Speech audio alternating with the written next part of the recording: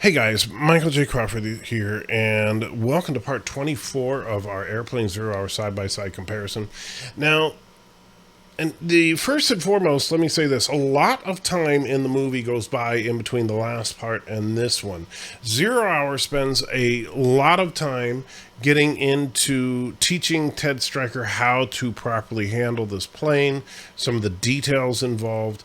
And on the airplane side of things, Ted Stryker has a lapse of confidence and decides that he's going to quit, and at the same time then goes back to try to drink, and the doctor gives him an inspirational speech to get him back into the pilot seat. So both of these go on. And then also in 0 Hour, there's what, in my opinion, is a completely unnecessary plot complication written into the story, where when they lose control of the plane momentarily and then regain control, which was a very tense scene, but when they regain control, they lose all radio contact. And the reason they lose all radio contact is because during the time that the plane was kind of spiraling out of control, someone bumped into the frequency selector on the radio. And so then we spend several minutes of them panicking about not having radio communication. We cut back to the airport, and the staffers there getting worried about the flight because they lost radio communication. And then finally, Stryker and Mrs. Stryker going through the radio dial to try and find the airport and finally reconnecting.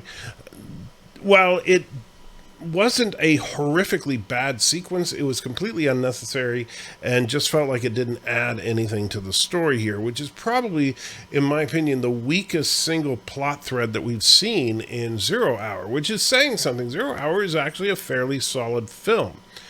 But then we get to this little sequence here, and this is just a very brief clip, but it's one that I totally wasn't expecting. It came completely out of left field for me, and it's hilarious to see how something that was meant to be a serious, high-tension drama moment, and they turn it into something absolutely hilarious in the airplane. Listen, you for me. I'm trying to help you. I won't let me go. All right, leave her. Now listen. Calm down. Relax. Come on now. Oh, Tony, I'm all right. It's just everything at once.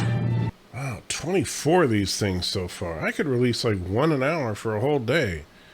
Not that anyone would want that. I gotta figure out how I'm gonna release these, don't I? I don't know. I'd ask you guys what I should do, except that by the time you see this, I will have already made up my mind, because we're getting towards the end of this series, I think. Yeah, I'm pretty sure we are. Well, I hope so. I got to do the virtual pub in a couple hours.